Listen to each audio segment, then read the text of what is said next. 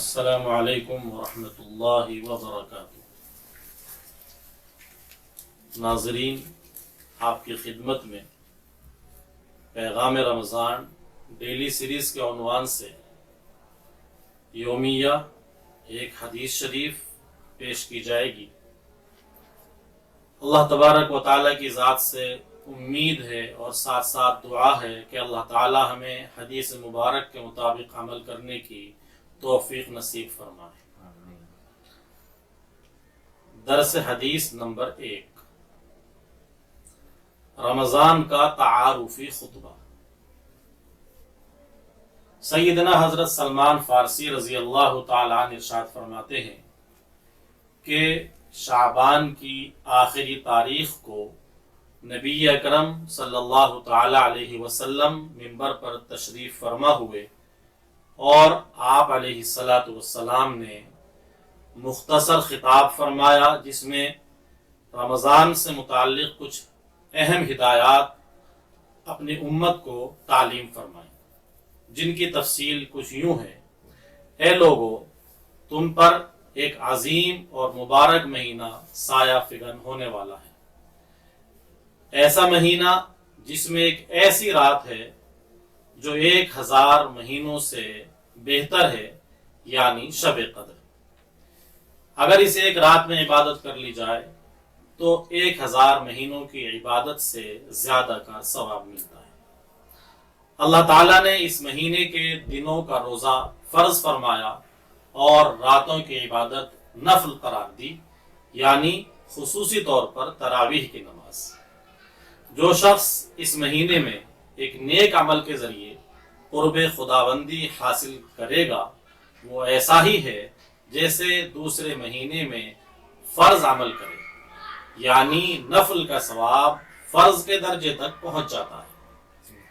اور جو کوئی شخص ایک فرض عمل کو انجام دے گا تو اللہ تبارک و تعالی اس کا ثواب دیگر مہینوں میں 70 فرضوں کے ادا کرنے کے درجے تک پہنچا دیتے ہیں، یعنی رمضان میں ایک فرض ادا کرنے کا ثواب 70 فرائض کے برابر ملتا ہے۔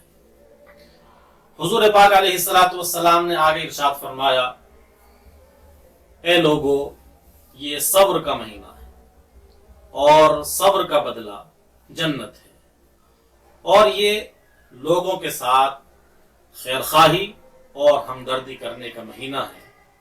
اس مہینے میں ایمان والے کا رزق بڑھا دیا جاتا ہے۔ جو آدمی اس مبارک مہینے میں کسی روزے دار کو روزہ افطار کرائے، اس کے گناہ معاف کر دیے جاتے ہیں اور اسے جہنم سے آزادی کا پروانہ ملتا ہے، اور روزے دار کے ثواب میں کمی کیے بغیر افطار کرانے والے کو بھی اسی کے بقدر اجر سے نوازا جاتا ہے۔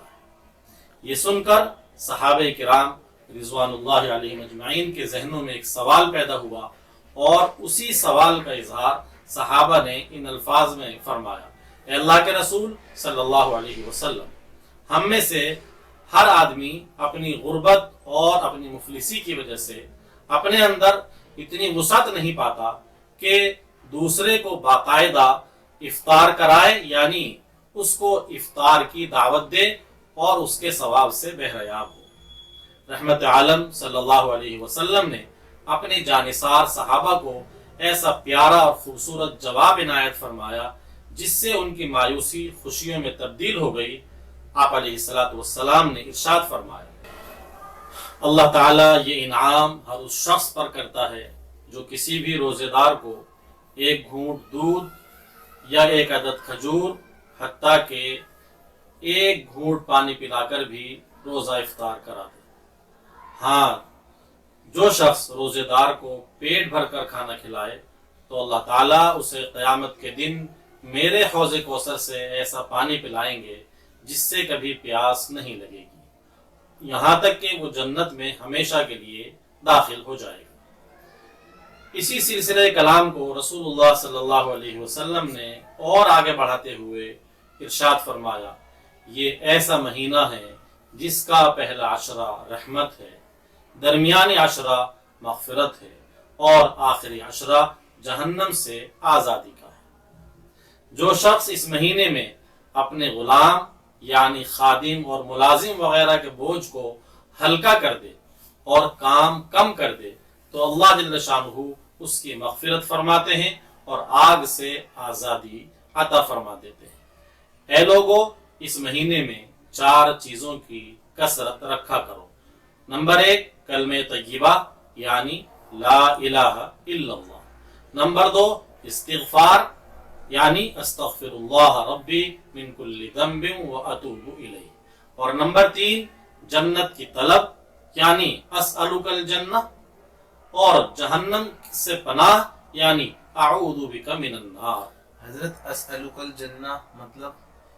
اسألک الجنہ، اے اللہ میں آپ سے جنت کا طلبگار ہوں، میں آپ سے جنت مانگتا ہوں، وَأَعُوذُ بِكَ مِنَ النَّارِ، اور اے اللہ میں آپ سے جہنم کی پناہ چاہتا ہوں، یعنی میں جہنم سے بچنے کی دعا آپ سے کر رہا ہوں۔ یہ روایت صحیح ابن خزیمہ میں نقل کی گئی ہے، اسی طرح بیہقی نے اس کو شعب الایمان میں نقل فرمایا ہے، اور صاحب مشکات نے شعب الایمان کے حوالے سے اس روایت کو اپنی کتاب کے اندر نقل فرمایا ہے۔ اس حدیث کا پیغام اور اس حدیث کا سبق بہت عام اور بہت تفصیلی ہے، لیکن ہمیں اس سے کم از کم اتنا ضرور معلوم ہوتا ہے کہ رمضان کی اہمیت کو، رمضان کے اعمال کو اور رمضان میں کی جانے والے کاموں کو خصوصی طور پر اس حدیث میں بیان کیا گیا ہے۔ اگر ہم اس حدیث کو بار بار سنیں تو ہر بار سننے کے بعد ہمیں اس سے کسی نہ کسی نئے عمل کا پیغام ملتا ہے۔ اللہ تبارک و تعالیٰ سے دعا ہے کہ اللہ تعالیٰ اس حدیث پاک میں بیان کی ہوئی ہدایات کو ہر مسلمان کو عمل میں لانے کی توفیق نصیب فرمائے، اور ہم میں سے ہر ایک کو جنت میں داخل فرمائے اور جہنم سے نجات عطا فرمائے۔ آمین۔ وآخر دعوانا الحمدللہ رب العالمین۔ Please like, share and subscribe to Mufti Saqavat Hussain official YouTube channel.